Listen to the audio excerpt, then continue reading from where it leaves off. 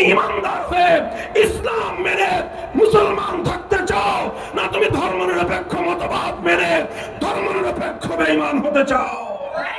শুধু একটা তামান্না নিয়ে, শুধু একটা আকাঙ্ক্ষা নিয়ে, সেই আকাঙ্ক্ষা ছিল আর কিছু পাইবা না পাই, একটা দেশ পাবো, একটা ভূখণ্ড পাবো, যেই ভূখণ্ডে আমরা শাসিত হব আল্লাহর কোরআনের আইনের দ্বারা। মুসলমান যদি আল্লাহকে বিশ্বাস করে, মুসলমান যদি আল্লাহর কোরআনকে বিশ্বাস করে, সেই মুসলমান কোনদিন ধর্মনিরপেক্ষতাকে বিশ্বাস করতে পারে না। বলবেন কারণটা কি? যদি ইমানদাররা রাষ্ট্র ক্ষমতা পায়, ক্ষমতায় যায়, তাহলে আল্লাহর কোরআন বলতেছে তারা প্রথমে 4টি কাজ করবে। কয় কাজ? কয় কাজ? পিছন দিয়ে কথা শুনতেছেন আপনারা? কয় কাজ করবে? 4 কাজ করবে। 1 নম্বর কাজের কথা আল্লাহ বলেছেন আকামুস সালাত। তারা সমাজে, রাষ্ট্রে মুসলিম নাগরিকদের মধ্যে নামাজ কায়েম করবে। এটা হলো সরকারের প্রথম দায়িত্ব। যদি সরকার মুসলিম হয়, ইমানদার হয়, ক্ষমতাসীন যদি ইমানদার এবং মুসলমান হয়, তো ক্ষমতায় যাওয়ার পর তাদের সর্বপ্রথম কাজ হলো মুসলমানদের মধ্যে নামাজ কায়েম করবে। 2 নম্বর কাজ হলো ওয়াতাউজ যাকাত। তারা মুসলিম সমাজের মধ্যে যাকাত ব্যবস্থা বাস্তবায়ন করবে। যাকাত ব্যবস্থা বাস্তবায়ন করবে।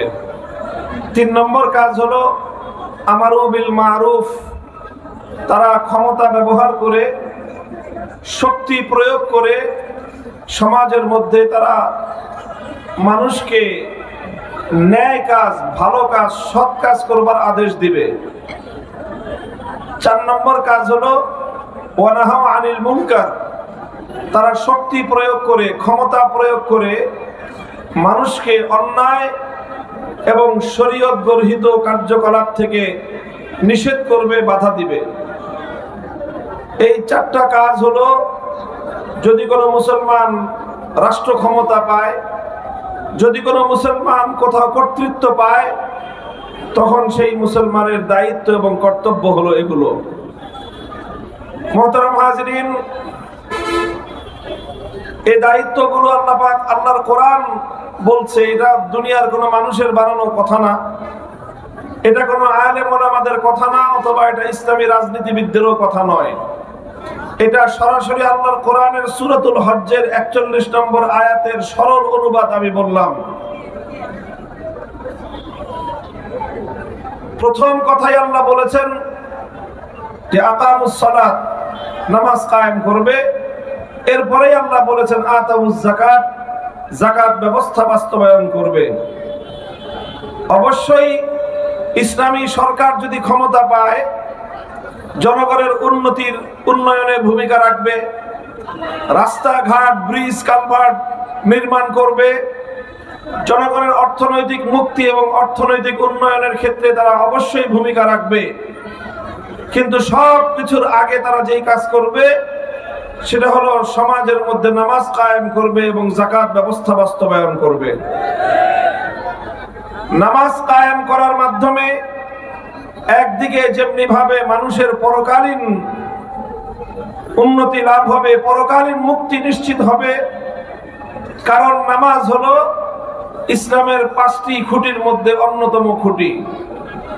ঈমানের পরে মুসলমানের উপর সবচেয়ে গুরুত্বপূর্ণ বিধান হলো নামাজ।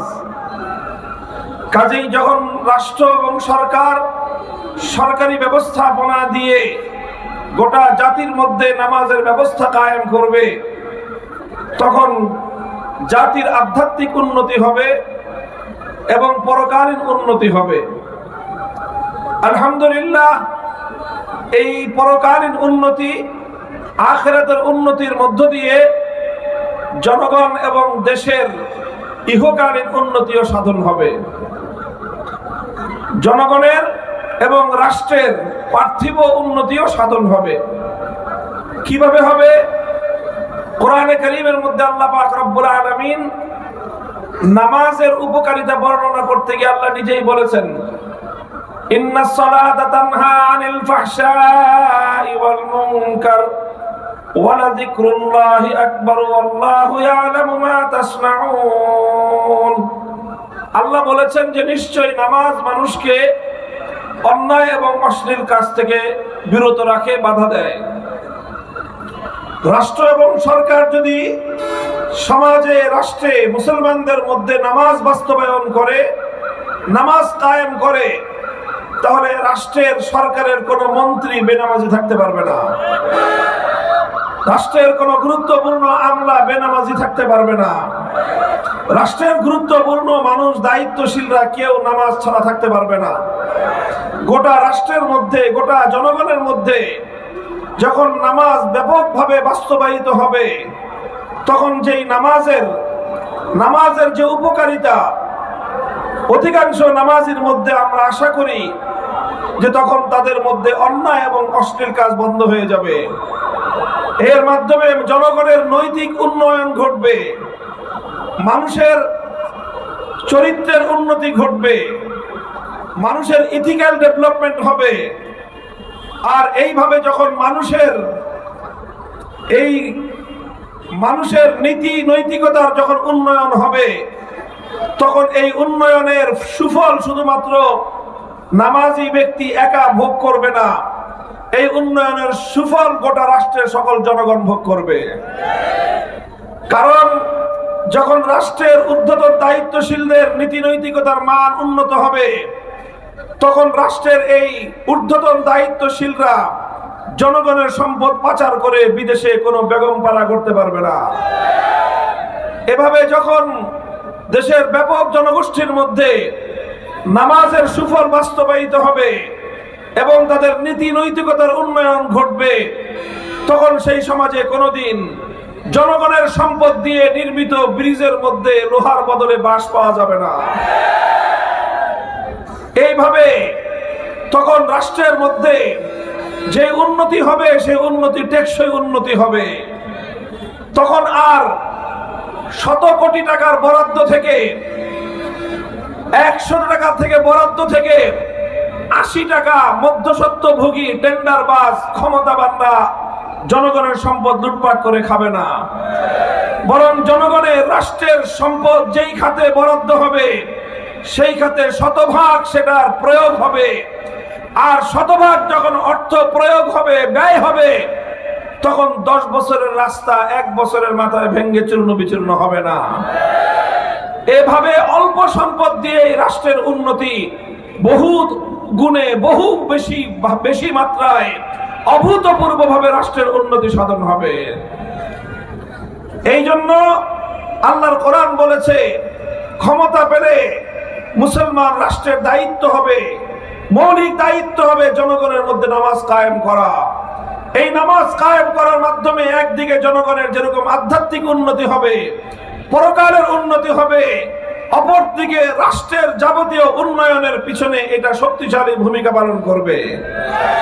এই জন্য ইতিহাস থেকে আমরা পাই, খলিফাতুল মুসলিমিন ওমর ফারুক রাদিয়াল্লাহু তাআলা আনহু, যিনি পৃথিবীর ইতিহাসের অন্যতম একজন সফল রাষ্ট্রনায়ক ছিলেন, শুধু মুসলিম জাতির মধ্যে নয়, বরং জাতি ধর্ম বর্ণ নির্বিশেষে বিশ্ব ইতিহাসে যাকে একজন সফল রাষ্ট্রনায়কের স্বীকৃতি প্রদান করা হয়, সেই ওমর, খলিফা ওমর, তারা কিভাবে সফলতা অর্জন করেছিলেন, তাদের শাসনকাল কেন স্বর্ণযুগে পরিণত হয়েছিল, তার যে যদি প্রকৃত কারণ আমরা খুঁজে দেখি, খলিফা ওমর রাদিয়াল্লাহু আনহুর ইতিহাস খুঁজলে একটা বর্ণনা পাওয়া যায়।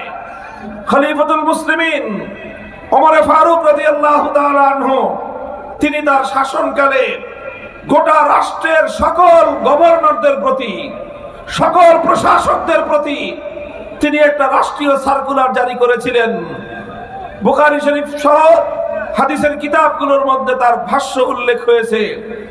খলিফা ওমর তার গভর্নরদেরকে লক্ষ্য করে বলেছিলেন, ইন্না আহাম্মা উমুরিকুম ইনদি আস-সালাহ ফামান হাফিজাহা ফাহুয়া লিমা সিওয়াহা আহফাজ ওয়া মান দাইয়াহা ফাহুয়া লিমা সিওয়াহা আদিয়া।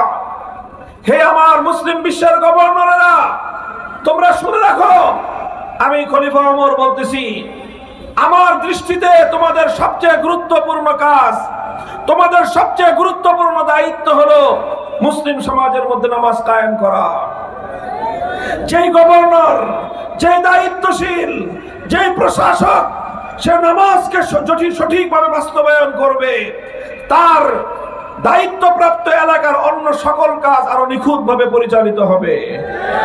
আর যেই গভর্নর, যেই প্রশাসক, যেই দায়িত্বশীল সে নামাজের ব্যাপারে যত্নবান হবে না, নামাজকে ধ্বংস করবে, সে গোটা প্রশাসন, গোটা রাষ্ট্র, জনগণের সকল অধিকার তার দ্বারা খর্ব হবে। মুহতারাম হাজিরিন, এটা ইতিহাসের জ্বলন্ত এক নিদর্শন আপনাদের সামনে আমি উপস্থাপন করলাম। এই জন্য আমরা বিশ্বাস করি, মুসলমানরা যদি তাদের রাষ্ট্র ব্যবস্থার মধ্যে, রাষ্ট্রীয় ব্যবস্থাপনায়, সরকারি উদ্যোগে সমাজের মধ্যে নামাজ কায়েম করার উদ্যোগ গ্রহণ করে, গোটা জাতির নৈতিকতার উন্নয়ন হবে, আধ্যাত্মিকতার উন্নয়ন হবে। সে জাতি আর কোনোদিন দুর্নীতিগ্রস্ত হতে পারে না। দুর্নীতি শুধু মন্ত্রীরা করে না, দুর্নীতি শুধু আমলারা করে না। বর্তমান প্রচলিত রাজনৈতিক ব্যবস্থায়, বর্তমান প্রচলিত সমাজ ব্যবস্থায়, বর্তমান প্রচলিত শাসন ব্যবস্থায় টপ টু বটম, মাথা থেকে পা পর্যন্ত সর্বস্তরে দুর্নীতিতে ছেয়ে গেছে। ছোট্ট একটা কথা বুঝাই, লক্ষ্য করে দেখবেন, বর্তমান যেই প্রচলিত রাজনৈতিক বন্দোবস্তের মধ্য দিয়ে আমরা পরিচালিত হচ্ছি, এই রাজনীতিতে যারা নেতৃত্ব দেয়, যারা রাজনীতি করে সমাজে, লক্ষ্য করে দেখবেন প্রত্যেকটা রাজনৈতিক নেতা, চাই সে জেলা পর্যায়ের হোক, থানা পর্যায়ের হোক, উপজেলা পর্যায়ের হোক, এমনকি ইউনিয়ন এবং ওয়ার্ড পর্যায়ের হোক, প্রত্যেকজন নেতাকে কিছু ছেলে পেলে পালতে হয়। বলেন, এমন কোন নেতা আছে যে ছেলে পেলে পালে না? আমরা এই সমাজে বসবাস করি, আমরা এই সমাজের বর্তমান প্রজন্মের লোক, এবং সবকিছু আমরা দেখি। আমাদেরকে ভুগিচুগি বুঝে দেওয়া এত সহজ না। এই সমাজে প্রত্যেকটা এলাকায় আছে এরকম প্রচুর পরিমাণ যুবক, কর্মঠ, উদ্যমী, সাহসী, সুস্থ সবল যুবক। তার কোনো প্রফেশন নাই, কোনো চাকরি করে না, কোনো ব্যবসা করে না, তার কোনো প্রফেশন এবং তার কর্মজীবন বলতে কিছুই নাই, তার কোনো পেশা নাই। যদি জিজ্ঞাসা করে কি করো, ভাইয়ের সাথে থাকি। বলেন, এই সকল যুবকদের তার প্রফেশন কি? ভাইয়ের সাথে থাকা। তো ভাইয়ের সাথে থাকো, তার সংসার চলে কিভাবে? ভাই চালায়। সংসার চলে কিভাবে? ভাই চালায়। খরচ চলে কিভাবে? ভাই চালায়। তার সকল দায় দায়িত্ব তার ভাই বহন করে। প্রশ্ন হলো, এই ভাই এত টাকা পায় কোথায়? এখানে এই সরিষার মধ্যে ভূত রয়েছে। এই সরিষার ভূত যতদিন না তাড়াবেন, এই সমাজ সংশোধন হবে না। আমাদেরকে বলেন, ক্ষিপ্ত হয় যে হুজুররা রাজনীতি নিয়ে কথা বলেন কেন? আমরা রাজনীতি নিয়ে কেন কথা বলি? কারণ রাজনীতির সরিষার মধ্যে ভূত রয়েছে। এই ভূত তাড়ানো ছাড়া আমি যতই সংশোধন করি না কেন, আমি যতই ওয়াজ করি না কেন, দুই চারজন বিচ্ছিন্ন মানুষের সংশোধন হতে পারে, সমাজ এবং রাষ্ট্রের সংশোধন সম্ভব নয়। কূপের মধ্যে ইন্দুর মরছে, ইন্দুরকে যদি কূপের মধ্যে রেখে বালতির পর বালতি পানি ফেলান, এই কূপ কোনোদিন পাক হবে? আগে সর্বপ্রথম মরা ইন্দুর ফেলতে হবে, তারপরে 20 বালতি পানি উঠালে কূপ পাক হয়ে যাবে। এই যে এইভাবে আমাদের সমাজ ব্যবস্থায় প্রচলিত পশ্চিমা জাহিলিয়াতের বুর্জোয়া রাজনীতি, পুঁজিবাদী রাজনীতি আমার সমাজের এরকম কর্মঠ তাগড়া তাগড়া যুবকদের মধ্যে বিরাট একটা অংশকে তারা এই সকল রাজনৈতিক নেতাদের লাঠিয়াল বাহিনী হিসেবে ব্যবহার করা হয়। এইভাবে এক একজন রাজনৈতিক নেতা যতদিন ক্ষমতার বাইরে থাকে, তার এই গুন্ডা বাহিনী, লাঠিয়াল বাহিনী পালতে থাকে। কিসের আশায়? আশা একটাই, যদি কোনোদিন ক্ষমতায় যেতে পারি, 5 বছরে 17 বছরের যত ইনভেস্ট সুদে আসলে আসল উসুল করে নিব। কোত্থেকে সে উসুল করবে? উসুল করবে জনগণের সম্পদ থেকে, উসুল করবে রাষ্ট্রীয় সম্পদ থেকে, উসুল করবে রাষ্ট্রের টেন্ডার থেকে। জনগণের সম্পদ চুরি করে এক শ্রেণীর রাজনীতিবিদরা আঙ্গুল ফুটে কলা গাছ হয়। মুহতারাম হাজিরিন, এই জন্য ইসলাম সর্বপ্রথম বলেছে ওই নেতার চরিত্র ঠিক করো, নেতার লাঠিয়াল বাহিনীর চরিত্র ঠিক করো। এইভাবে যখন প্রত্যেকটা মানুষ নীতি নৈতিকতার মানদণ্ডে উত্তীর্ণ হবে, তখন অর্থনীতির অনেক বেশি প্রোডাকশন, অনেক উপার্জন না হলেও স্বল্প সম্পদ দিয়ে জাতীয় উন্নয়ন অভূতপূর্বভাবে অগ্রগতি সাধিত হওয়া সম্ভব। মুহতারাম হাজিরিন, এটা আমার আলোচনার মূল সাবজেক্ট নয়। আমি শুধু এতটুকু বোঝানোর চেষ্টা করলাম, আল্লাহ পাক রব্বুল আলামিন যে বলেছেন ইমানদাররা ক্ষমতা পেলে প্রথম কাজ হবে নামাজ কায়েম করা। কেন আল্লাহ পাক নামাজকে সর্বপ্রথম দায়িত্ব হিসেবে উল্লেখ করলেন? কারণ যেই সমাজে নামাজ কায়েম হয় সেই সমাজে দুর্নীতিবাজ তৈরি হয় না। যেই সমাজে নামাজ কায়েম হয় সেই সমাজে ব্যাপকভাবে জনগণের সম্পদ লুণ্ঠন হয় না। যেই সমাজে নামাজ কায়েম হয় সেই সমাজের মানুষগুলো নৈতিকভাবে উন্নত হয়, আধ্যাত্মিকভাবে উন্নত হয়, জনগণের জন্য নিবেদিত হয়, জনগণের সম্পদ লুণ্ঠনকারী হয় না।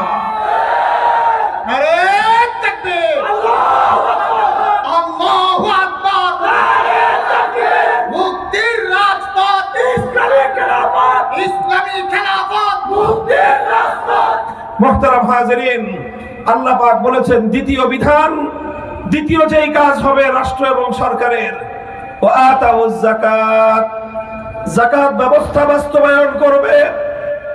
যাকাত ব্যবস্থা যদি বাস্তবায়ন হয়, আল্লাহর পয়গম্বরের হাদিসের মধ্যে যাকাত ব্যবস্থা সম্পর্কে আল্লাহর নবী বলেছেন তুখাযু মিন আগনিয়াইহিম ওয়া তুরাদ্দু আলা ফুকারাইহিম। যাকাত ব্যবস্থা হলো সমাজের মধ্যে অর্থনৈতিক ভারসাম্য তৈরি করার একটা ব্যবস্থা, যেন সমাজের মধ্যে মানুষের মধ্যে ভারসাম্যহীনতা সৃষ্টি না হয়। এক শ্রেণীর মানুষ সম্পদের পাহাড় গড়বে, আরেক শ্রেণীর মানুষ দারিদ্র সীমার নিচে বসবাস করবে। যাকাত ব্যবস্থা বাস্তবায়ন হলে কশ্চিনকালেও এই ভারসাম্যহীন অর্থ ব্যবস্থা প্রতিষ্ঠা হতে পারে না। আমরা আল্লাহর কোরআনকে সামনে রেখে ইসলামের যাকাত ব্যবস্থার উপর আস্থা রেখে দ্ব্যর্থহীন ভাষায় চ্যালেঞ্জ করে বলতে পারি, কোন রাষ্ট্র এবং সমাজের মধ্যে যদি রাষ্ট্রীয়ভাবে, সরকারিভাবে, যথাযথভাবে যদি যাকাত ব্যবস্থা বাস্তবায়ন করা হয়, সেই সমাজে দারিদ্র বলতে কোনো কিছু থাকতে পারে না। মুহতারাম হাজিরিন, এই যে নামাজ এবং যাকাত, এই সকল ব্যবস্থা যথাযথভাবে বাস্তবায়ন করা, এটা সরকার এবং রাষ্ট্রের অন্যতম গুরুত্বপূর্ণ দায়িত্ব। এবার আপনারা আমার কাছে একটা প্রশ্নের জবাব দিবেন বুঝে শুনে। আপনারা কি আমার কথা সবাই বুঝতেছেন? কারা কারা বুঝতেছেন হাত তুলেন দেখি। মাশাআল্লাহ, হাত নামান। এবার হাত বুঝে শুনে একটা প্রশ্নের জবাব দিবেন। লক্ষ্য করেন, স্লোগান বন্ধ করেন, লক্ষ্য করে বুঝেন। আমি একটা প্রশ্ন করছি, প্রশ্নের জবাব দিন আপনারা। নামাজ ইসলামের 5 স্তম্ভের অন্যতম একটা, ঠিক কিনা? যাকাত ইসলামের 5 স্তম্ভের আরেকটা, কথা ঠিক কিনা? নামাজ এবং যাকাত ইসলামের সবচেয়ে গুরুত্বপূর্ণ বিধানগুলোর মধ্যে অন্যতম, কথা ঠিক? তাহলে আল্লাহর কোরআন বলতেছে, কোরআনে কারীমের সূরাতুল হজ্জের 41 নম্বর আয়াত বলতেছে, মুসলমানরা যদি রাষ্ট্র ক্ষমতা পায়, মুসলমানরা যদি ক্ষমতাসীন হতে পারে, তাহলে তারা নামাজ কায়েম করবে, যাকাত বাস্তবায়ন করবে। কোরআনের এই আয়াতের দ্বারা বোঝা যায় কি ইসলাম কি বলে, রাষ্ট্র ক্ষমতার সাথে ইসলামের সম্পর্ক আছে না নাই? জোরে বলেন, আছে না নাই? নামাজ কায়েম করা এটা ধর্মের কাজ কিনা? যাকাত বাস্তবায়ন করা ইসলামের কাজ কিনা? জোরে বলেন, ইসলামের কাজ কিনা? নামাজ কায়েম করা, যাকাত বাস্তবায়ন করা, এটা ইসলামের সবচেয়ে গুরুত্বপূর্ণ কাজ। আল্লাহর কোরআন বলতেছে মুসলমানরা ক্ষমতা পেলে, মুসলমানরা রাষ্ট্রীয় ক্ষমতা পেলে, তারা ক্ষমতাসীন হলে নামাজ কায়েম করবে, যাকাত বাস্তবায়ন করবে, কোরআনের এই আয়াতের স্পষ্ট মর্ম হলো মুসলমানরা যদি ক্ষমতা পায় সেই ক্ষমতার মাধ্যমে সর্বপ্রথম তাদের দায়িত্ব হলো তারা ইসলামের সেবা করবে, ইসলামকে তারা বাস্তবায়ন করবে। যদি আল্লাহর কোরআনের এই আয়াত সত্য হয়ে থাকে, যারা মুসলমান আল্লাহর কোরআনকে যারা বিশ্বাস করে, যারা ইসলামকে বিশ্বাস করে, যারা আল্লাহর বিধানকে যারা বিশ্বাস করে, এই জন্যই আমরা বলি কোন মুসলমান কোনদিন তারা রাজনৈতিক মতবাদ হিসেবে ধর্মনিরপেক্ষ মতবাদের অনুসারী হতে পারে না। মুসলমান যদি আল্লাহকে বিশ্বাস করে, মুসলমান যদি আল্লাহর কোরআনকে বিশ্বাস করে, সেই মুসলমান কোনদিন ধর্মনিরপেক্ষতাকে বিশ্বাস করতে পারে না। বলবেন কারণটা কি? বুঝাই দিচ্ছি আমি আপনাদেরকে কেন মুসলমান ধর্মনিরপেক্ষ মতবাদ গ্রহণ করতে পারে না। কারণ ধর্মনিরপেক্ষ মতবাদ, সেকুলারিজম কাকে বলা হয়? ধর্মনিরপেক্ষ মতবাদ এবং সেকুলারিজমের মূল কথা হলো এই, রাষ্ট্রের সাথে ধর্মের কোনো সম্পর্ক থাকতে পারবে না। আপনারা বুঝছেন আমার কথা? ধর্মনিরপেক্ষ মতবাদের অর্থ হলো রাষ্ট্রের সাথে ধর্মের কোনো সম্পর্ক থাকতে, কোন ধর্মেরই সম্পর্ক থাকবে না। রাষ্ট্র থাকবে নিরপেক্ষ, রাষ্ট্রের সাথে ইসলামের সম্পর্ক থাকবে না, রাষ্ট্রের সাথে হিন্দু ধর্মের সম্পর্ক থাকবে না, রাষ্ট্রের সাথে বৌদ্ধ ধর্মের সম্পর্ক থাকবে না, রাষ্ট্রের সাথে খ্রিস্টান ধর্মের সম্পর্ক থাকবে না। রাষ্ট্র থাকবে সব ধর্মের বিবেচনায় নিরপেক্ষ। এর নামই হলো ধর্মনিরপেক্ষ রাষ্ট্র ব্যবস্থা, ধর্মনিরপেক্ষতার রাজনীতি। তাহলে ধর্মনিরপেক্ষতার মূল কথা হলো রাষ্ট্রের সাথে ধর্মের কোনো সম্পর্ক নাই। এবার লক্ষ্য করে দেখেন, কোরআনে কারীমের সূরাতুল হজ্জের 41 নম্বর আয়াত বলতেছে, যদি মুসলমানরা রাষ্ট্র ক্ষমতা পায় সেই ক্ষমতা দিয়ে তারা ইসলামকে বাস্তবায়ন করবে। অর্থাৎ ইসলাম বলে, আল্লাহর কোরআন বলে, মুসলমানরা ক্ষমতা পেলে রাষ্ট্রকে ইসলাম অনুযায়ী পরিচালনা করতে হবে। ধর্মনিরপেক্ষ মতবাদ বলতেছে যে রাষ্ট্র কোন ধর্মের সঙ্গে সম্পর্ক রাখতে পারবে না। এই জন্যই বলি হিন্দু, বৌদ্ধ, খ্রিস্টান, অন্যান্য ধর্মাবলম্বীরা রাজনৈতিক মতবাদ হিসেবে ধর্মনিরপেক্ষ মতবাদ, সেকুলারিজমকে তারা গ্রহণ করলে করতে পারে, তাদের কোনো সমস্যা নাই। কিন্তু কোন মুসলমান কোনদিন ধর্মনিরপেক্ষ হতে পারে না। কথা বুঝলেন? স্লোগান দেন না, এখন কথাটা বুঝেন, গভীর কথা। এই কথা আজকে মীমাংসা করতে হবে বাংলাদেশে। এই কথার মীমাংসা না করলে আগামীর বাংলাদেশ এই বিভক্তি দূর হবে না। এই কথার মীমাংসা না হলে বাংলাদেশ সামনের দিকে অগ্রসর হতে পারবে না। এজন্য আজ এই কথা ভালো করে মীমাংসা করে মুসলিম জাতিকে সজাগ এবং সতর্ক করা আমাদের প্রত্যেকের ঈমানি দায়িত্ব হয়ে দাঁড়িয়েছে। আমি কি বললাম? হিন্দু, বৌদ্ধ, খ্রিস্টান ধর্মনিরপেক্ষ মতবাদ অনুসরণ করতে কোনো সমস্যা নাই, কিন্তু কোন মুসলমান ধর্মনিরপেক্ষ মতবাদ অনুসরণ করতে পারে না। প্রশ্ন করতে পারেন, হিন্দু, বৌদ্ধ, খ্রিস্টান পারলে মুসলমান কেন পারবে না? এই হলো প্রশ্ন। এই প্রশ্নের স্পষ্ট জবাব বুঝেন। আবার বলছি, ধর্মনিরপেক্ষ মতবাদ কাকে বলা হয়? ধর্মনিরপেক্ষ মতবাদের অর্থ হলো রাষ্ট্রের সাথে ধর্মের কোনো সম্পর্ক থাকতে পারবে না। এই মতবাদ যদি মানে একজন হিন্দু, তাহলে সেই হিন্দুর ধর্মীয় দৃষ্টিকোণ থেকে কোনো সমস্যা নাই।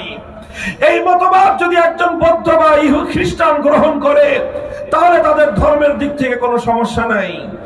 কেন সমস্যা নাই? কারণ হিন্দু ধর্মাবলম্বীকে তার ধর্ম এই কথা বলে না। এই কথা বলে না যে তোমার রাষ্ট্রটাকে হিন্দু ধর্ম অনুযায়ী চালাতে হবে। বৌদ্ধ বা ইহুদি খ্রিস্টান ধর্মের মধ্যে এমন কোন বিধান নাই যে রাষ্ট্রকে ধর্ম অনুযায়ী চালাতে হবে। সুতরাং একজন মানুষ একই সময়ে ধর্মনিরপেক্ষ মতবাদ অনুসরণ করতে পারে, আবার হিন্দুও থাকতে পারে। একজন মানুষ এট এ টাইম সে বৌদ্ধও থাকতে পারে, খ্রিস্টানও থাকতে পারে, আবার সে ধর্মনিরপেক্ষ মতবাদ অনুসরণ করতে পারে।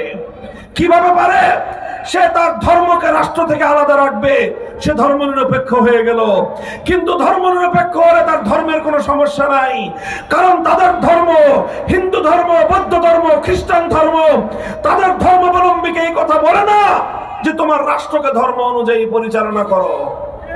কেউ প্রশ্ন করতে পারেন যে হুজুর বলে না কেন? বলে না কারণ হিন্দু ধর্মের মধ্যে রাষ্ট্র ব্যবস্থার কোন রূপরেখা নাই।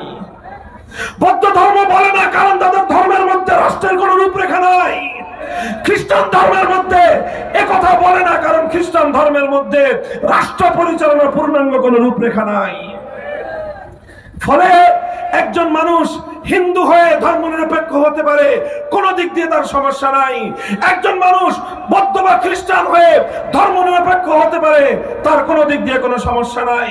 পক্ষান্তরে একজন মানুষ যখন সে মুসলমান হবে সে ধর্মনিরপেক্ষ হতে পারে না। কেন হতে পারে না আবার বুঝেন। দেখেন, একজন মানুষ যদি একসঙ্গে মুসলমান আবার ধর্মনিরপেক্ষ হতে চায় তাহলে তার সমস্যাটা কোথায়? সমস্যাটা হলো এই, ধর্মনিরপেক্ষ মতবাদ সেকুলারিজম তাকে বলবে খবরদার রাষ্ট্রের সঙ্গে ধর্মের সম্পর্ক তুমি করবা না। ইসলাম বলবে খবরদার তোমার রাষ্ট্রকে ধর্ম থেকে তুমি বাইরে নিবা না। কাজে একজন মানুষ একসঙ্গে ইসলাম এবং ধর্মনিরপেক্ষ মতবাদের এই আদেশ সে মানতে পারবে না। তাকে যে কোনো একটা মানতে হবে, আরেকটা ছাড়তে হবে। সে যদি ধর্মনিরপেক্ষ মতবাদ মানে তাহলে তার রাষ্ট্রকে ধর্ম থেকে আলাদা রাখতে হবে, আল্লাহর কোরআনের বিধানকে তাকে ত্যাগ করতে হবে, ইসলামের বিধান ছাড়তে হবে, আল্লাহর বিধান তাকে ছাড়তে হবে। আর যদি সে ইসলাম মানতে চায়, আল্লাহর কোরআনকে মানতে চায়, কোরআনে কারীমের সূরাতুল হজকে যদি বিশ্বাস করতে চায়, আল্লাহর বিধান মেনে সূরাতুল হজ্জের 41 নম্বর আয়াতের উপর যদি সে আমল করতে চায়, তাহলে তাকে অবশ্যই রাষ্ট্রকে ইসলাম অনুযায়ী চালাতে হবে, রাষ্ট্রকে ধর্মের আন্ডারে পরিচালনা করতে হবে।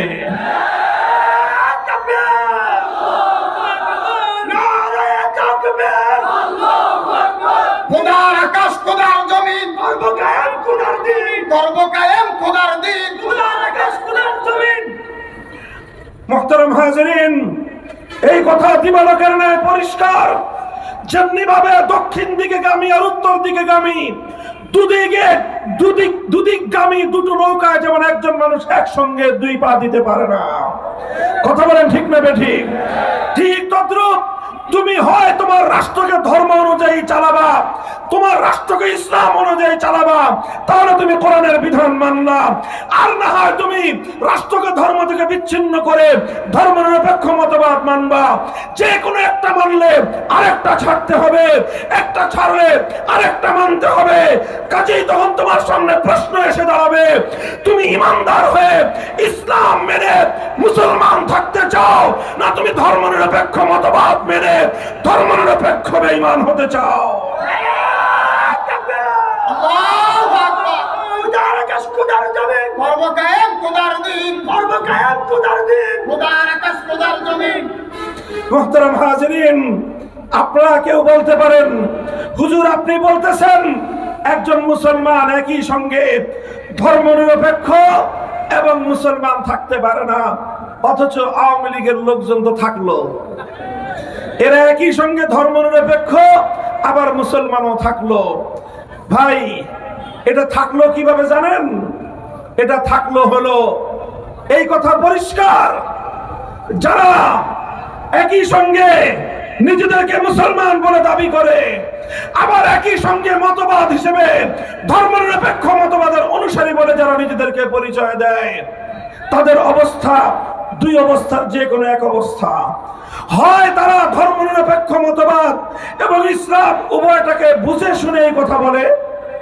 যদি বুঝে শুনে এই কথা বলে কেউ, ধর্মনিরপেক্ষ মতবাদকে যদি কেউ বুঝে শুনে গ্রহণ করে থাকে, স্পষ্ট কথা পরিষ্কার চ্যালেঞ্জ করে বলতে পারি, সে একটা কাট্টা বেঈমান এবং কাফের। আর যদি ধর্মনিরপেক্ষ মতবাদ না বুঝে শুনে এটার অনুসরণ করে থাকে, সেক্ষেত্রে বলতে হবে তার ইসলাম ঠিক আছে, ঈমান ঠিক আছে, তবে সে ধর্মনিরপেক্ষ মতবাদটাকে না বুঝে শুনে একটা মতবাদ অনুসরণ করার কারণে সে একটা গণ্ড মূর্খের। হয় যারা মুসলমান হয়ে রাষ্ট্র ব্যবস্থায় ধর্মনিরপেক্ষ মতবাদের অনুসারী, তারা হয় বেঈমান না গণ্ড মূর্খের দল। তৃতীয় অবস্থা হওয়ার কোনো সুযোগ নাই।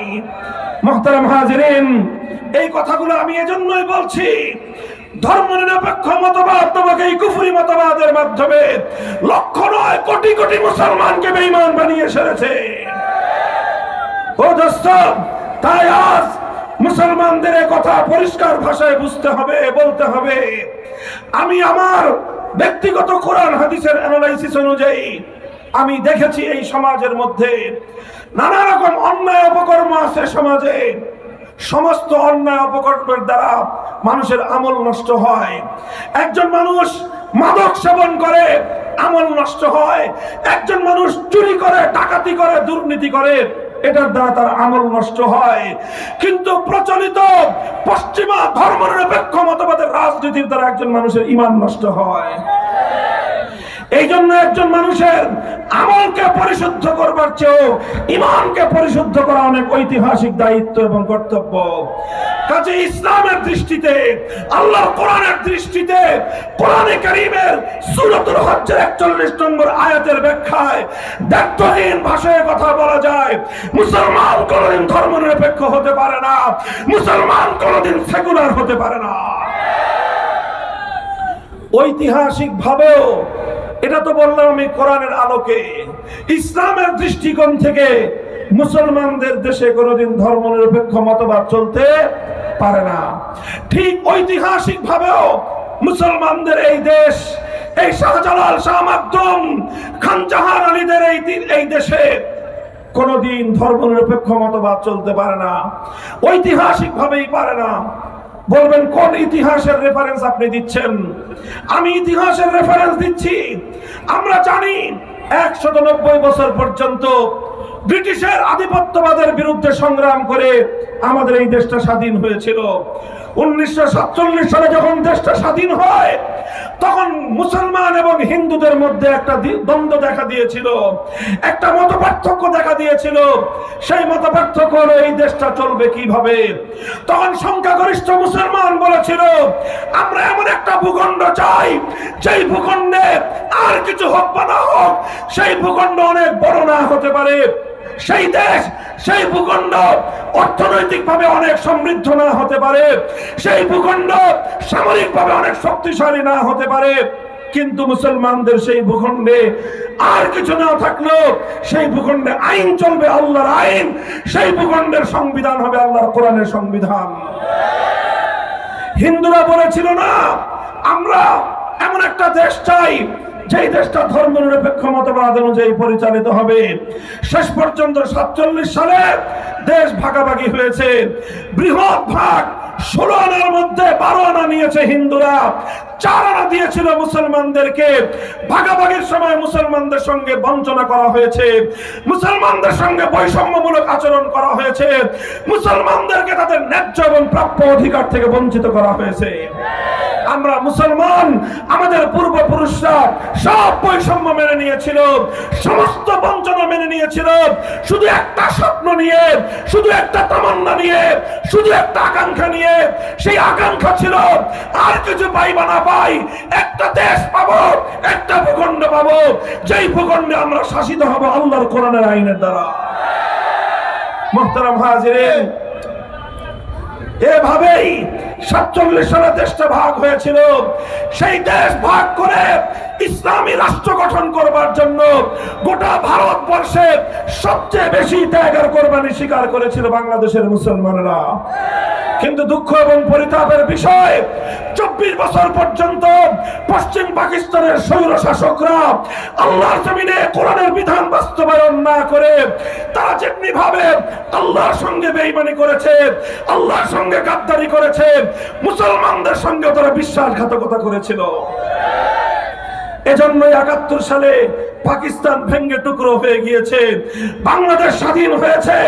কিন্তু বিগত 53 বছর পর্যন্ত সেই 47 সালের ভাগ অনুযায়ী যারা ধর্মনিরপেক্ষ মতবাদ মানবে তাদের দেশ হলো ভারত, আর যারা মুসলমানদের ভূখণ্ড এই বাংলাদেশে থাকতে চায় তাদের দাবি ছিল, তাদের আকাঙ্ক্ষা ছিল, তাদের ভাগে পড়েছিল এমন একটা ভূখণ্ড যেই ভূখণ্ডে আইন চলবে ইসলামী শরীয়তের, যেই ভূখণ্ডে আইন চলবে আল্লাহর কোরআনের, যেই ভূখণ্ডে সংবিধান হবে আল্লাহর কোরআনের। মুহতারাম হাজিরিন, কিন্তু দুঃখ এবং পরিতাপের বিষয় ৭১ সালে মুক্তিযুদ্ধে বিজয় অর্জন করার পরে ৭১ সালে যারা মুক্তিযুদ্ধে নেতৃত্ব দিয়েছিলেন সেই আওয়ামী লীগের নেতা শেখ মুজিবুর রহমান সাহেব, তিনি যখন পাকিস্তান থেকে ছাড়া পেয়ে লন্ডন হয়ে দেশে ফিরে আসবেন, তখন তাকে দেশে ফিরতে দেওয়া হয় নাই। বাংলাদেশে আসার আগে তাকে নয়াদিল্লিতে তার প্লেন ল্যান্ড করতে বাধ্য করা হয়েছে। ভারতের নয়াদিল্লি থেকে তৎকালীন ভারতের প্রধানমন্ত্রী শ্রীমতী ইন্দিরা গান্ধী শেখ মুজিবুর রহমান সাহেবের কাছে একটা চিরকুট লিখে প্রেসক্রিপশন লিখে দিয়েছিলেন আর বলেছিলেন, তোমার দেশের সংবিধান হবে এমন একটা সংবিধান যেই সংবিধানের মূলনীতিগুলি হবে সব ভারতীয় সংবিধানের মূলনীতি। এইভাবে ৭১ সালে মুক্তিযুদ্ধে বিজয় অর্জন করার পরে ৭২ সালে সংবিধান রচনার মধ্য দিয়ে এই স্বাধীন মুসলমানদের ভূখণ্ডকে ভারত মাতার চরণ তলে বলি দেওয়া হয়েছিল। এভাবে বিগত ৫৩ বছর পর্যন্ত বাংলাদেশের মুসলমানদের সাথে বিশ্বাসঘাতকতা করা হয়েছে, বেঈমানি করা হয়েছে, তাদেরকে আল্লাহর কোরআনের শাসন থেকে বঞ্চিত করা হয়েছে, তাদেরকে ইসলামী আইন থেকে বঞ্চিত করা হয়েছে। আমরা ২০২৪-এর জুলাই আগস্টের বিপ্লবের পর এখন আমরা বলতে চাই, আমরা অনেক কিছু দেখেছি, আমরা ভারতীয় আধিপত্যবাদ দেখতে চাই না। আমরা মুসলমানদের মাটিতে ভারতীয় আধিপত্যবাদের ধর্মনিরপেক্ষ মতবাদের সংবিধান দেখতে চাই না। আমরা এমন একটা বাংলাদেশ দেখতে চাই যেই বাংলাদেশের জন্য ১৯৪৭ সালে শেরে বাংলা একে ফজলুল হক ঐতিহাসিক লাহোরে প্রস্তাব দিয়েছিলেন, যেই প্রস্তাব অনুযায়ী মুসলমানদের স্বাধীন ভূখণ্ড বাংলাদেশে আল্লাহর কোরআনের শাসন জারি হওয়ার কথা। দোস্ত, যদি আজ আমরা আল্লাহর কোরআনের শাসনের দিকে ফিরে যেতে পারি, যদি ইসলামী শাসন কায়েম করতে পারি, যদি আমরা আল্লাহর কোরআনের সূরাতুল হজ্জের এই আয়াতের বিধানগুলো বাস্তবায়ন করতে পারি, একদিকে যেমনি ভাবে মুসলমানদের শত বছরের হাজার বছরের তামান্না পূর্ণ হবে, অপরদিকে হিন্দু বৌদ্ধ খ্রিস্টান সহ প্রতিটি জাতি যার যার প্রাপ্য অধিকার ফিরে পাবে। আমি ওপেন চ্যালেঞ্জ করে বলতে পারি, ইসলাম যেভাবে অন্যান্য ধর্মাবলম্বীদের অধিকারের নিশ্চয়তা দিয়েছে, ইসলাম যেভাবে অন্যান্য ধর্মাবলম্বীদের জান মাল ইজ্জত আবরু এবং ধর্মীয় নিরাপত্তা নিশ্চয়তা দিয়েছে, পৃথিবীর আর কোনো মতবাদ সেভাবে দিতে পারে না। তাই এজন্য আজ ৫ই আগস্টের বিপ্লব পরবর্তী বাংলাদেশে, হে আমার যুবক ভাইয়েরা, তরুণ প্রজন্ম, হে বাংলাদেশের সচেতন জনতা, এবার বাংলাদেশে ৫ই আগস্টের বিপ্লব আমাদেরকে চোখে আঙুল দিয়ে দেখিয়ে দিয়েছে, যদি দেশের জনগণ প্রস্তুত হয়, জনগণের সেই প্রস্তুতির সঙ্গে যদি আমার আল্লাহর সাহায্য শামিল হয়, পৃথিবীর কোন শক্তি তাদেরকে দাবায় রাখতে পারে না। কথা বলেন ঠিক না বেঠিক? জুলাই আগস্টের বিপ্লব হয়েছে, খুব বড় কোন রাজনৈতিক দলের নেতৃত্বের প্রয়োজন হয় নাই, বড় কোন নেতার নেতৃত্বের প্রয়োজন হয় নাই। এদেশের যুব প্রজন্ম যখন, এদেশের তরুণ ছাত্র জনতা যখন ফ্যাসিবাদের বিরুদ্ধে বুকের রক্ত দিতে প্রস্তুত হয়ে গিয়েছে, তাদের রক্তের সাগরে ১৫ বছরের ফ্যাসিবাদী সরকার ভেসে গেছে বঙ্গোপসাগরে।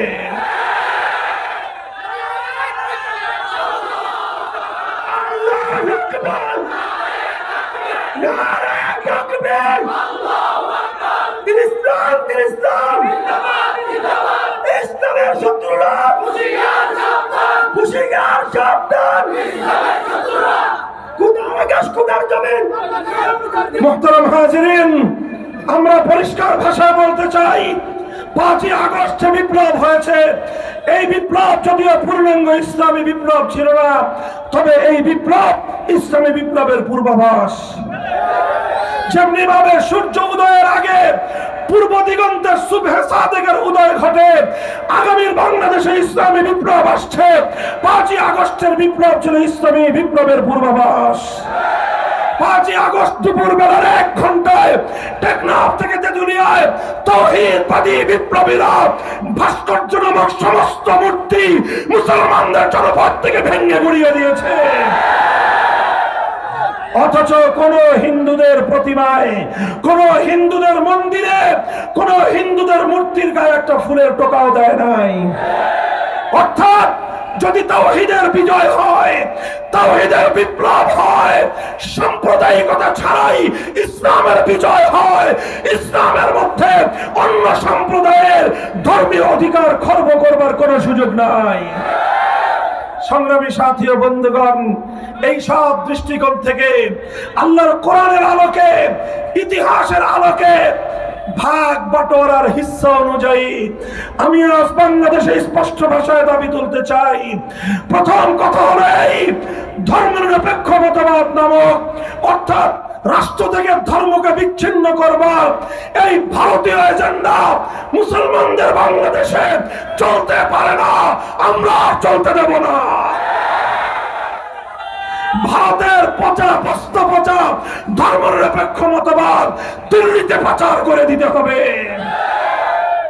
আর এই বাংলাদেশ লাহোর প্রস্তাবের ভিত্তিতে, এই বাংলাদেশ হাজী শরীয়তুল্লাহর ইচ্ছার ভিত্তিতে, এই বাংলাদেশ তিতুমিরের শাহাদাতের রক্তের ভিত্তিতে, এই বাংলাদেশ ফকির মজনু শাহদের সংগ্রামের ভিত্তিতে আল কোরআনের শাসন অনুযায়ী পরিচালিত হতে হবে। আমরা বাংলাদেশ অনেক রঙের বাংলাদেশ দেখেছি, কথা বলেন ঠিক কিনা? প্রথমে আমরা দেখেছি সোনার বাংলাদেশ, এরপরে দেখেছি নতুন বাংলাদেশ, এরপরে শুনেছি সবুজ বাংলাদেশের কথা, এরপরে আমরা দেখেছি ডিজিটাল বাংলাদেশ। যাওয়ার আগে আমাদের বিদায়ী আপা আমাদেরকে স্মার্ট বাংলাদেশের ভেলকিও দেখায় গেছেন। সব রঙের বাংলাদেশ দেখা শেষ। হে সাতকানিয়া তাওহীদি জনতা, আল কোরআনের অনুসারী, আল্লাহর পয়গম্বরের সচ্চা উম্মতেরা, আমরা এবার শপথ করতে চাই, এবারের বাংলাদেশ হবে ইসলামের বাংলাদেশ, আল কোরআনের বাংলাদেশ। আল্লাহু আকবার। মামুনুল হক এগিয়ে চলো, আমরা আছি তোমার সাথে। মুক্তির রাজপথ, ইসলামী খেলাফত, অন্তর্মন্ত্রের দিন শেষ, খেলাফতের বাংলাদেশ। নারায়ে তাকবীর। বসেন। এই ইসলামের বাংলাদেশ, খেলাফতের বাংলাদেশ গড়বার জন্য প্রস্তুত আছেন তো? মনে রাখবেন, এটা শুধুমাত্র বক্তৃতা দিয়ে হবে না। যারা মনে করেন মামুনুল হক সাহেব বক্তৃতা দিয়ে কায়েম করে ফেলবে, ভুল ধারণা। শুধু বক্তৃতা দিয়ে বিপ্লব আসে না, শুধু বিপ্লব দিয়ে, শুধু বক্তৃতা দিয়ে আদর্শের বিজয় হয় না। শুধু স্লোগান দিয়ে ইসলামকে বিজয়ী করবেন, ইসলাম কায়েম করবেন সম্ভব? শুধু স্লোগান দিয়েও সম্ভব না, শুধু বক্তৃতা দিয়েও সম্ভব না। এজন্য আমাদের প্রত্যেককে আদর্শিকভাবে ইসলামী রাষ্ট্র ব্যবস্থার পক্ষে ঘাম ঝরানো দাওয়াতি পরিশ্রম করতে হবে। প্রতিটি মানুষকে, হিন্দু, বৌদ্ধ, খ্রিস্টান, মুসলমান, ধর্ম বর্ণ নির্বিশেষে প্রতিটি মানুষের কাছে খেলাফতের পয়গাম পৌঁছে দিয়ে বোঝাতে হবে, খেলাফত ব্যবস্থায় সৃষ্টিকর্তা প্রদত্ত রাজনৈতিক ব্যবস্থা, এটাই সকল জাতির মুক্তি নিশ্চিত করতে পারে। ঘাম ঝরানো পরিশ্রম করতে হবে। করবেন তো? করবেন তো? তবে শুধু ঘাম ঝরিয়ে হবে না, ঘাম ঝরানোই বিপ্লব হয় না। ঘাম ঝরানো পরিশ্রমের পাশাপাশি আল্লাহর সাহায্যের প্রয়োজন। এজন্য চোখের অশ্রু দিয়ে আল্লাহর কাছে সাহায্য চাইতে হবে। চাইবেন তো? এভাবে আমার বুকের ঘাম আর চোখের অশ্রু যখন ঝরতে থাকবে, ঘাম আর অশ্রুর মাধ্যমে একটা জমিন বিপ্লবের জন্য উর্বর হয়ে ওঠে। এই জমিন যখন বিপ্লবের জন্য উর্বর হবে, শুধু ঘাম আর অশ্রু দিয়ে কোনো বিপ্লব আসে না, তবে ঘাম আর অশ্রুর মাধ্যমে জমিন বিপ্লবের জন্য উপযুক্ত হয়, জমিন বিপ্লবের জন্য উর্বর হয়। এই ঘাম আর অশ্রু দিতে দিতে এই জমিন যখন বিপ্লবের জন্য উর্বর হবে, তখন সেই উর্বর জমিনে শাহাদাতের রক্ত দিতে হবে। সেই শাহাদাতের রক্ত দেওয়ার জন্য আবু সাঈদ, মুগ্ধ, খুবাইব আর মাহমুদদের মতো 2000 নয়, যদি 2 লক্ষ যুবকের তাজা প্রাণের প্রয়োজন হয়, মাথায় শহীদি কাফনের কাপড় পরে শহীদি ঈদগাহে রক্ত দিতে কারা প্রস্তুত থাকবো?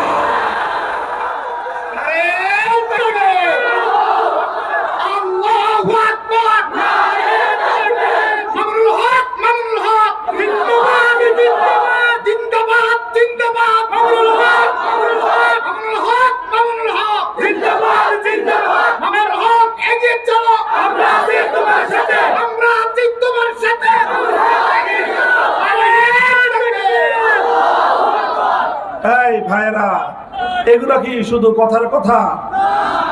শুধু কানের মজা, মুখের মজার জন্য কথা না? এটা শপথ। বলেন কি এটা? কার সাথে শপথ? কার সাথে? ইনশাআল্লাহ এই শপথ রক্ষা করার চেষ্টা করব। তো আল্লাহ পাক আমাদের সকলকে আল্লাহর কোরআনের সৈনিক হিসেবে কবুল করেন। আমাদের মাতৃভূমির প্রতি ইঞ্চি মাটিকে আল্লাহ পাক ইসলামের ঘাঁটি হিসেবে কবুল করুন। নাসরুম মিনাল্লাহি ওয়া ফাতহুন করিব। সুবহানাল্লাহি ওয়া বিহামদিহি, সুবহানাকাল্লাহুম্মা বিহামদিক, আশহাদু আল লা ইলাহা ইল্লা আনতা, আস্তাগফিরুকা ওয়া আতুবু ইলাইক। আল্লাহুম্মা সাল্লি আলা মুহাম্মদ ওয়া আলা আলি মুহাম্মদ কামা সাল্লাইতা আলা ইব্রাহিম ওয়া আলা আলি ইব্রাহিম ইন্নাকা হামিদুম মাজিদ। ইয়া হাইয়ু ইয়া কাইয়্যুম বিরহমাতিকা নাস্তাগীথ أصلح لنا شأننا كله ولا تكلنا إلى أنفسنا طرفة عين। إله العالمين رب العالمين আজকের মাহফিলকে আপনি কবুল ফরমান। আল্লাহ রাত গভীর পর্যন্ত আল্লাহ বাদ ভাঙা জোয়ারের মতো আল্লাহ দেশের মানুষ ইসলামের জন্য, কোরআনের জন্য ছুটে আসে। আল্লাহ আল্লাহ এই আবেগ প্রবণ জাতিকে আপনি আল্লাহ ইসলামের জন্য, কোরআনের জন্য আপনি কবুল এবং মঞ্জুর ফরমান। আল্লাহ 1000 বছরের স্বপ্ন আমাদের এই মাতৃভূমিতে আল্লাহ আপনি ইসলামী হুকুমত বাস্তবায়ন করে দেন, ইসলামী হুকুমত কায়েম করে দেন। ইলাহুল আলামিন রব্বুল আলামিন আমাদের সকলকে আল্লাহ আপনার দ্বীনের সৈনিক হিসেবে আপনি কবুল এবং মঞ্জুর ফরমান। ইলাহুল আলামিন উলামায়ে কেরামের কিয়াদত কায়েম করে দেন। আল্লাহ জাতির অন্যান্য শ্রেণী এবং পেশার মানুষদেরকে, ব্যবসায়িক ভাইদেরকে, চাকরিজীবীদেরকে, সকল শ্রেণী পেশার মানুষদেরকে আল্লাহ উলামায়ে কেরামের নেতৃত্বে ইসলাম কায়েমের জন্য ঐক্যবদ্ধ হওয়ার তৌফিক ইনায়াত ফরমান। ইলাহুল আলামিন আমাদের এই প্রাণপ্রিয় মাতৃভূমি আল্লাহ শত শহীদ, লাখ লাখ শহীদের রক্ত, শহীদ গাজীর রক্ত, অশ্রু এবং ঘামের বিনিময়ে গড়া এই জমিনকে আল্লাহ আপনি আল্লাহ আপনার কোরআনের রাজ কায়েমের জন্য কবুল করে নিন। আল্লাহ আমাদের পরবর্তী প্রজন্মকে আপনি ইসলামের উপর কায়েম আর দায়েম রাখুন, ইস্তেকামতের সাথে থাকার তৌফিক ইনায়াত ফরমান। আল্লাহ যে কথাগুলো আলোচনা হলো, এগুলো আলোচক এবং শ্রোতা আল্লাহ আমাদের সকলের হৃদয়ের কথা বানিয়ে দিন, আমল করার তৌফিক ইনায়াত ফরমান। ربنا تقبل منا إنك أنت السميع العليم وتب علينا يا مولانا إنك أنت التواب الرحيم سبحان ربك رب العزة عما يصفون وسلام على المرسلين والحمد لله.